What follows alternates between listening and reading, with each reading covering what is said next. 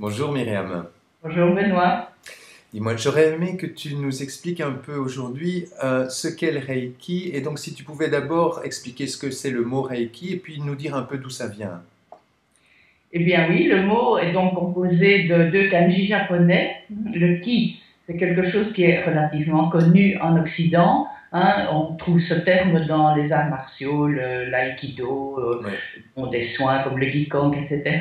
Donc c'est l'énergie vitale qui est là dans le hara, situé Mhm. en général dans le ventre, sous le nombril. Oui. Le rei, c'est l'originalité du reiki. C'est un très beau kanji japonais qui indique quelque chose de spirituel, quelque chose d'éthéré, quelque chose même parfois de sacré. C'est un peu un mot mystérieux, c'est parfois un mot qui est un peu chargé, il ne faut pas confondre spiritualité et religion, Mhm. mais je pense que c'est une dimension sur laquelle chacun s'interroge.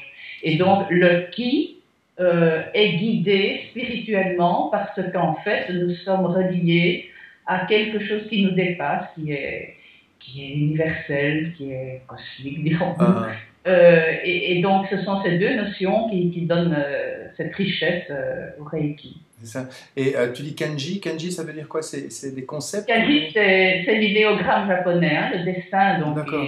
le Ok. dessin mot, c'est un idéogramme qui est très beau d'ailleurs quand on détaille le kanji rei, il y a des sous-kanji, donc des petits dessins, et on voit comme deux petits personnages, les bras levés, qui reçoivent des gouttelettes, comme des gouttelettes de bénédiction qui leur tombent dessus. C'est un Ouais. très très joli kanji qui est D'accord. détaillé dans certains livres qu'on peut voir sur le net, etc.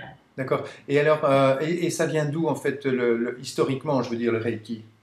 Eh bien, c'est un terme qui existe depuis longtemps au Japon, parce que Mhm. voilà, c'était connu comme une pratique de guérison, en fait, par les D'accord. mains notamment, par l'apposition des mains et non pas l'imposition. On n'impose rien, mais on appose les mains. La nuance est intéressante. Ouais, ouais. Et c'est un mot qui existe depuis longtemps. Et Mikao Usui, ce monsieur qui tout à coup s'est rendu compte par sa pratique de méditation, de jeûne et de travail sur lui-même et de zen et de Qigong, ce monsieur s'est rendu compte que cette énergie circulait en lui très fort et qu'elle le reliait à plus que lui.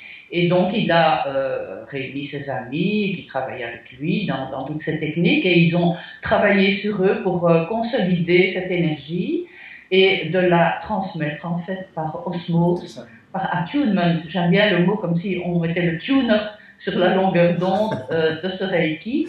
Et donc, ce Reiki qui est là en chacun de nous est réveillé par la personne qui a travaillé cette énergie D'accord. sur elle-même. Ok. Merci beaucoup, Myriam. Avec plaisir, Benoît.